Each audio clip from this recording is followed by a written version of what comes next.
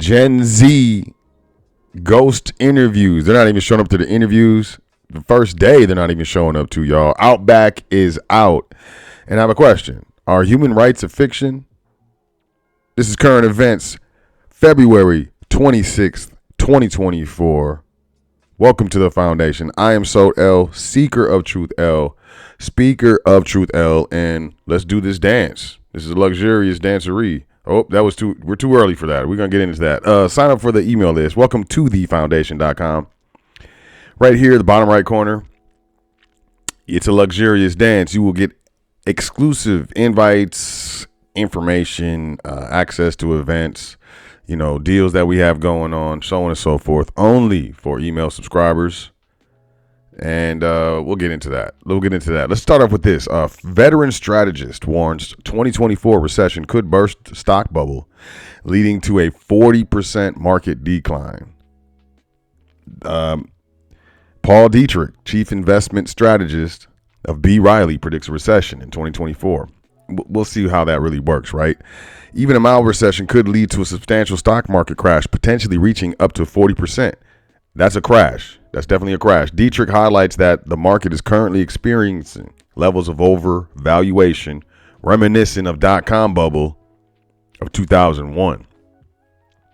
And, this is something to pay attention to. We're watching this. I'm not really, are you believing that the markets are strong and the job markets are strong and unemployment is low? I don't believe that. I don't see that. I'm not seeing that. Speaking of not seeing that, check this out.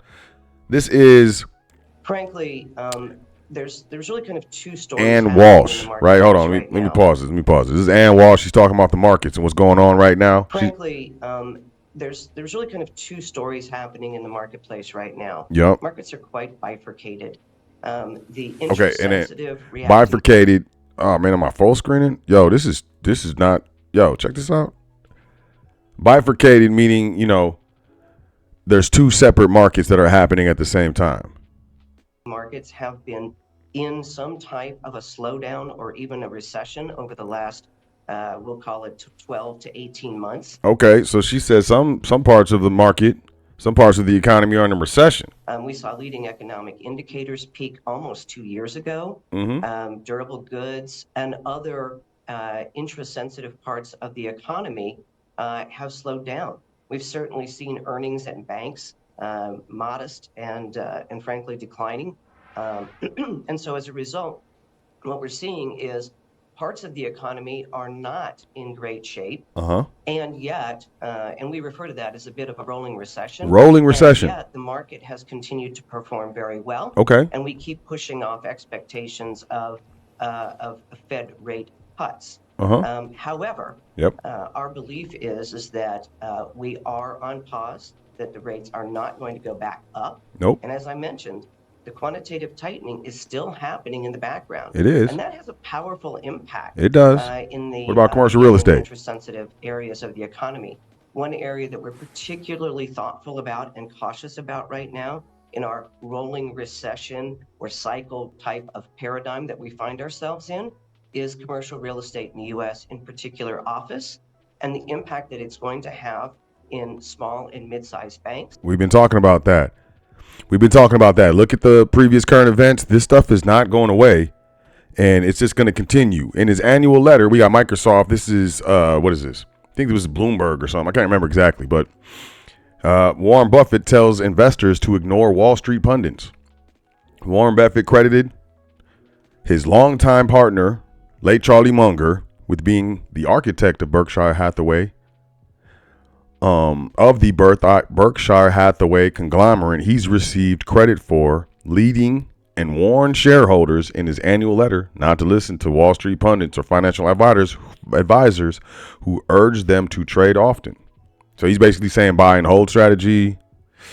I think you should trade however you want, not trading advice or whatever. But, I think this is a big thing. This guy knows what he's doing. He's made a lot of money in his career. Not to say that, I respect him for that, but, the facts are the facts. Ultimately, it's up to us. It's up to you. But, pay attention to what these guys are saying. You got these billionaires are selling stocks in their corporations. Bezos just did that. We have this going on.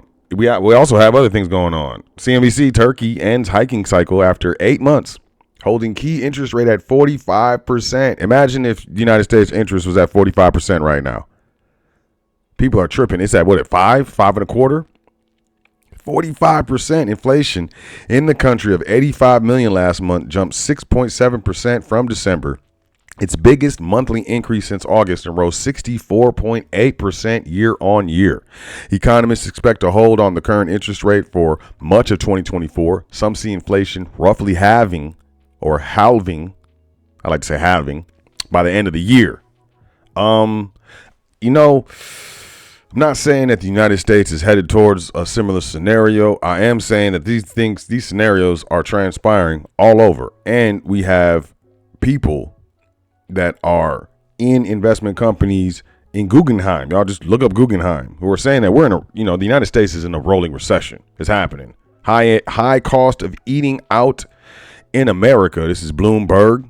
Restaurants have had a steep climb back from the panorama after the rebound growth of same-store sales slowed across the industry in 2023, with high costs and changed eating habits keeping many customers home. Fast food, the most prevalent dining option across the United States, which is probably sad to admit and acknowledge, has seen profit margins improve compared with those at sit-down, non-chain eateries, despite its price increases outpacing those of table service. For creative restaurateurs, the landscape isn't exactly appetizing. I like this map. Most common restaurants by type in counties across the United States. Pizza's all over this joint. Look at pizza. Pizza's everywhere. You got coffee shops. I mean, what? Y'all over there in Denver, I got some coffee shops. Look at these numbers, man. This stuff is crazy. Change in the consumer U.S. price index. Look at this. From 2019 to 2024, look at that increase in prices. Customer service restaurant is represented here in this purple line. Table service restaurants is represented here in this green line. And that's just eating out. And if you think that prices have increased just at restaurants where you eat out, that's not the case. It's no change in the price of Big Mac from 2019 to 2023. 32% change in the UK. Look at South Africa, 27%. Look at the price of a Whopper in Japan is dropped by 11%. So if you like Whoppers, Big Macs, you want to go to Japan. Same store sales. Look at this. Look at this absolute dive. And she's talking about this rolling recession, right? Where it's a depression. I think a depression is coming. These things are in multiple sectors across the economy, and a lot of things are not looking good. Speaking of looking good, Gen Z are treating employers like bad dates. 93% ghost interviews, and 87% have not even shown up for their first day of work. Ghosting isn't just for dating anymore. Now Gen Z are treating their would-be employers like bad dates and not showing up for job interviews or the first day on the job without as much as a phone call. Employment website Indeed surveyed 1,500 businesses and 1,500 working people in the UK and found that job ghosting is rife, with 75% of workers saying they've ignored a prospective employer in the past year. But the youngest generation of workers are by far the worst offenders. 93% of Gen Zers told the global recruitment platform that they flaked out of an interview. Worse still, a staggering 87% managed to charm their way through interviews, secure the job, and sign the contract only to leave their new boss stranded on the very first day. Their reasoning for doing so? According to the survey, it makes them, quote, feel in charge of their career, end quote. What career? You have no job.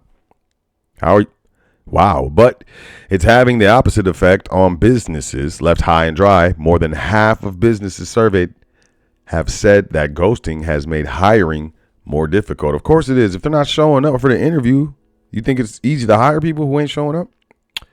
Although Gen Z are the biggest culprits, baby boomers, Gen X, and millennials aren't off the hook. Indeed's data found that everyone is guilty of ghosting occasionally. Almost half of those surveys said they plan on pulling a disappearing act with a third deeming it acceptable to do so before an interview. What do you think? I'd like to know what y'all think. The job markets are strong. And of course, this is the UK. Americans have racked up $1 trillion in credit card debt. That's actually okay. What? Wait. So this it's okay. Look, they're trying to listen, and you got to understand, different types of writing styles, right? So you have informative, you have persuasive. Those, I would say that those are the two main writing styles. So is this an informative writing style or is this a persuasive writing style? Are they trying to persuade you? Americans racked up a record amount of credit card debt in 2023, soaring past $1 trillion.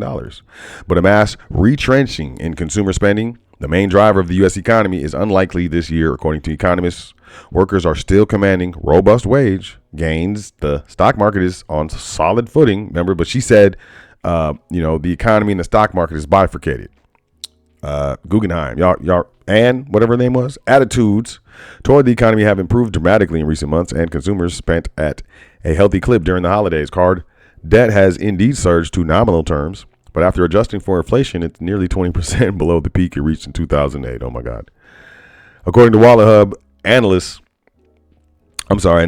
of New York Fed data, Americans also seem equipped to deal with their balances, economists say. Quote, consumers still have a lot of money left over to be able to spend, so the credit card data is often misinterpreted. End quote. Russell Price, chief economist at Ameriprise Financial, told CNN, who went on to say, quote, the dollar value of credit card debt is at an all-time high, but so is population, employment, and consumer income. Oh, so don't worry about it. Even though you got a lot of debt, there's a lot of people and you got a lot of income. Be careful of these people. I think that's persuasive. I was not persuaded. Outback Steakhouse's parent company closes 41 underperforming restaurants. That's a lot of restaurants. Fans of Outback Steakhouse may be surprised to see their local restaurant permanently closed after the chain's parent company abruptly shut down dozens of locations around the U.S. Blooming Brands revealed in an earnings call last Friday that it closed 41 underperforming locations across its brand, including Caraba's Italian Grill, Bonefish Grill, and Fleming's. Yo, Bonefish was bomb. Bonefish. No, not Bonefish. It was Boneheads. I'm sorry. I used to rock Boneheads all the time. Every time I go to Atlanta, I go to Boneheads. I'm sorry. I confused that. The closure hit Outback Steakhouses the hardest. The company said in a call, Blooming said it closed the locations because of a variety of factors, including sales, shrinking customer traffic, and financial investment that were too costly to improve the locations. Plus, quote, majority of the restaurants were older assets with leases from the 90s and the early 2000s, end quote. The company did not release a list of closed restaurants. Local reports show that Outback locations in Pennsylvania, Iowa, and every Outback restaurant in Hawaii recently closed. Bonefish Grill locations in New Jersey and Virginia also closed. Plus, at least 3 Carrabba's locations in New York. Oh, the market is strong. Everything is great. It's cool. Extreme greed is driving the market right now, and you see why these smart money is getting out right now. U.S. pharmacy outage triggered by ransomware at a unit of United Health. Remember, I told y'all you're going to see more and more of these hacks and ransomware. An outage at a unit of the United Health Group that has led to nationwide disruptions in the filling of prescriptions for days was triggered by a ransomware group dubbed Black Cat. 2 sources familiar with the matter told Reuters. The group, which is also known as Alpha or Noboris, has previously terrorized major businesses including MGM Resorts International and Caesars Entertainment. You're gonna see more and more of these hacks. Look, British banker Jacob Rothschild dies aged 87. The Rothschilds, man. Let's talk about this, though. The Rothschilds banking family traces its roots back to 18th century Frankfurt, from where different family members moved to cities across Europe to build out banking businesses, to build out its banking, dynasty is what I would say. He did trust, he did investment, so on and so forth. I'm gonna do some more research and see, if he donated all his money to his own charity, which wouldn't surprise me. But I guess that's definitely news. And last but not least, look at this guy. This guy's name is Yuval Noah Harari. He is an author at the very least. I don't know what his credentials are. I do know he's giving a TED Talk. I do know my internet's acting weird. Take, for example, the legal field. Most legal systems today in the world are based on a belief in human rights. But what are human rights? Human rights, just like God and heaven, are just a story that we've invented. They are not an objective reality. They are not some biological fact about Homo sapiens. I don't know why this video is acting like this. Let me see if I can reduce the quality that will possibly allow this to play, because I think this is some stuff. This guy right here,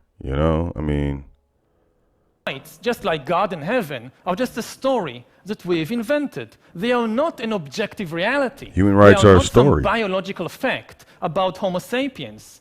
Take a human being, cut him open, look inside, you will find the heart, the kidneys, neurons, hormones, DNA, but you won't find any rights.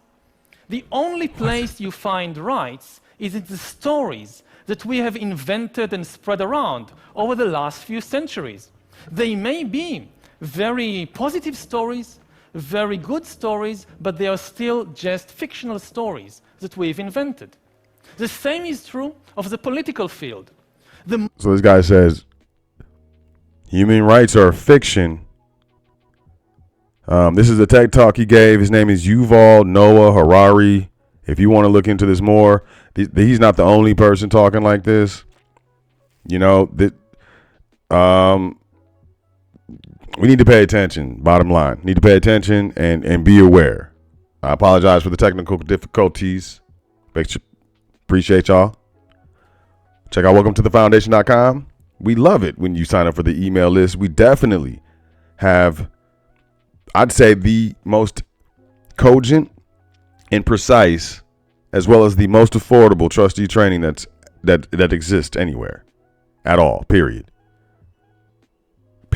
I can confidently say that. If you're looking to set up your private estate, if you've always been wondering if you should get into private trust, what are private trusts, how do they work, are you confused, this is the course for you. There's a link in the description to sign up. I suggest you do. You're looking to start a business, we got the How to Start a Business course. It's complete. I did remember to update the price. That was an accident. But, people took advantage, and that's great.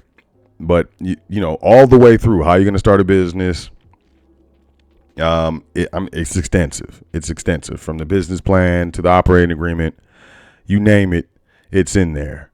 As well as we have our cybersecurity. We have volume 3. Well, volume 2 is being shipped currently. Volume 3 is being created. And that'll be our final volume of our cybersecurity, issues. So make sure you grab that. We love what we're doing with the magazine. We're getting a lot of feedback. We'd like to hear your feedback when you get involved. Here is the button for a digital description. You can do a print edition. It's completely up to you. That's 100% up to you. We appreciate all the support. Pay attention. Don't freak out. Everything's going to be fine, but stay informed. Incorrect information incorrectly applied can get you hurt. Correct information incorrectly applied can get you hurt. So we're always looking to correctly apply that correct information. Y'all have a great day. Enjoy yourself. Take care of yourself. Make sure you say 10 things that you're thankful for before you go to sleep tonight and every night. And I will catch y'all tomorrow on current events. Peace, y'all.